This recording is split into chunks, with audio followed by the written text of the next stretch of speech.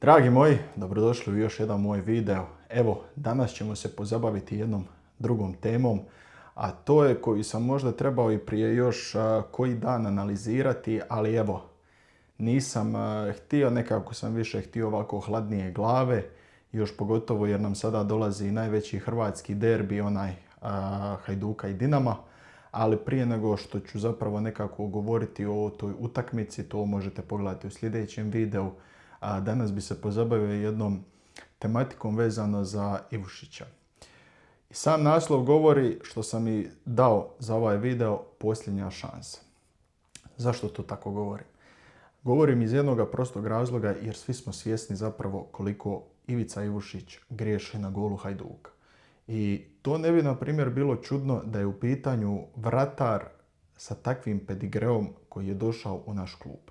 Tako da, kada smo zapravo saznali da Ivica Ivušić dolazi u naš klub, onda smo mi nekako bili sretni po tom pitanju. Pa mislim, na kraju krajeva, i kako nećemo biti sretni kada smo dobili reprezentativnog golmana sa iskustvom u inozemstvu.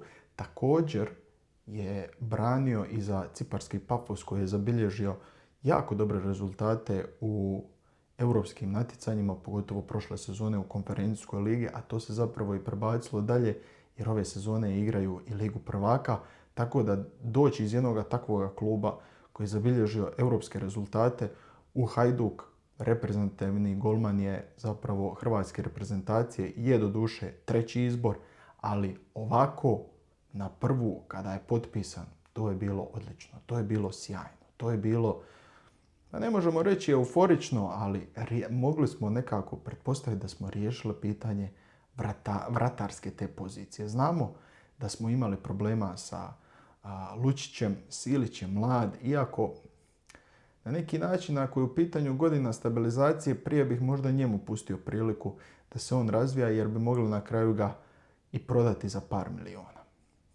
Možda milion, možda dva, nebitno, ovisno o tome kako će on zapravo braniti.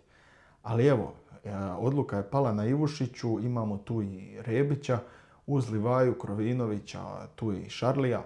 Još i Šarlija je igrao sa ovim Ivušićem u Pafosu. Tako da sve u svemu nekako je bio neki recept za uspjeh. Donosi iskustvo, donosi možda i neko liderstvo na terenu, ali na kraju šta nam se dogodilo? Krenulo je na neki način još od zire.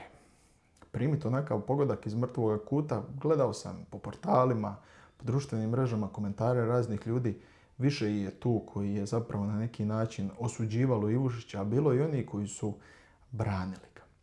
U smislu kao teško je biti vratar, teško je procijeniti takvu situaciju, čovjeku je prešla lopta preko noge, ušla je u gol, ali takva situacija. Ne smije se događati vrataru da primi takav pogodak. Još i prije par sezona od Livaje je primio takav pogodak dok je još bio u Osijeku. I to su bile neke anomalije prije neke njegove greške, ali sad su se u zadnjih par mjeseci zapravo od kad je došao počele ponavljati. Ali zašto? Je li to u pitanju neka nesigurnost? Je li to u pitanju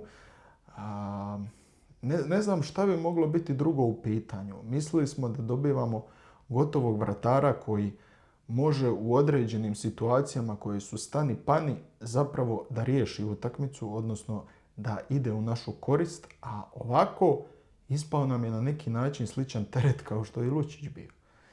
I onda se naravno čovjek pita šta smo mi to dobili. Jesmo li mi dobili zapravo dobroga vratara? Je li trebalo možda na taj način Silića otpisati da je drugi vratar? Evo, iskreno ne znam, ali ono što znam je sljedeće. Ovo je definitivno posljednja prilika Ivušiću. Posljednja. On ako u ovoj utakmici ne zablista, onda nema tu šta. Najbolje bi bilo da on sjedne na klupu, da se ohladi jedno mjesec, dva i da onda razmisli o svojim svim načinima na koje on brani i da li on zapravo treba da bude tu, možda da ode u neku drugu ligu, neku drugu momčad, ali ne može se ovako nešto ponavljati. Zašto je mene potaknulo ovo vezano za vratara je bila i ta situacija protiv Varaždina koja se dogodila da je primio drugi pogodak na tragikomičan način, Ali ono što mi je zapelo najviše za oko je usporedba dvije utakmice koje su bile, gdje je on bio akter, a to je Dinamo City u Albaniji i isto utakmica protiv Varaždina. Tu sada, na primjer, dogodile su se situacije, mnogi od vas koji su gledali te utakmice mogu se sjetiti protiv Dinamo Citya u Albaniji, da prilikom trećeg pogotka Ivušić nije dobro reagirao. I da je zapravo na neki način odbio loptu. Nije je boksao, nego je odbio loptu i tu je nastao kuršlus neki gdje smo mi primili treći pogodak i bilo je adio Europa. U Varaždinu, nakon 2:0 u drugom poluvremenu, ja mislim da je sličan jedan način bio, da je udarac bio izvana i lopta mu je odskočila na 5 metara i on je nije uhvatio živu, odnosno nije uhvatio uopće loptu, niti je izbio korner ni ništa. Odbila se tu unutar kaznenog prostora i zapravo na neki način da Meljnjak nije tu bio uz Bočka i da još nije Ivušić izašao, mogli smo primiti i taj treći pogodak. Očito mu te lopte koje su malo zeznutije u smislu da padnu prije nego što idu prema golu, znači negdje tamo na 5 metara, u 5 metara, prije 5 metara da napravi tu kao neku žabicu, jednostavno mu ne pašu. To ako budu protivnički igrači znali, oni će često ići na to i tu bi mogao Ivušić pogriješiti malo više puta, što je zapravo, na primjer, ove su i dvije situacije pokazale nam da može tu pogriješiti i može se dogoditi da će u takvom nekoj situaciji primiti pogodak. Kako ga opravdati? Teško. Ponajviše iz razloga jer si došao sa takvim renomeom. Došao si sa renomeom da si branio u Pafosu, igrao si osminu finala konferencijske lige, govorim, prošle sezone.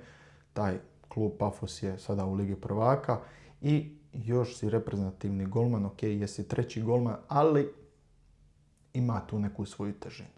Ako ćemo gledati, Hrvatska i svaka reprezentacija bira najbolje ono što ima, tako da ti si najbolji treći vratar u Hrvatskoj, gledajući ovako.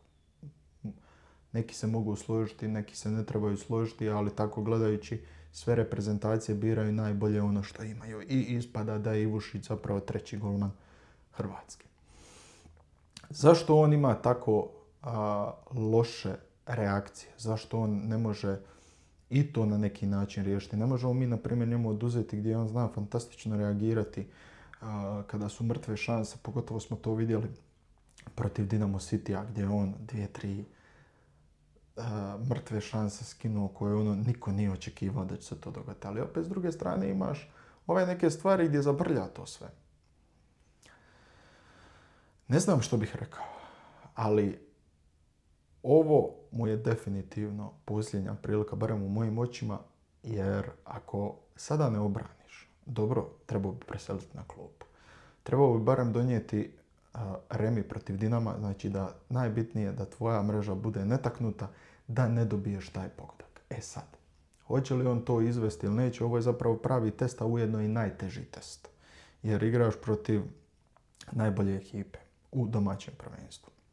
Vidjeli smo šta je Dinamo sve napravio.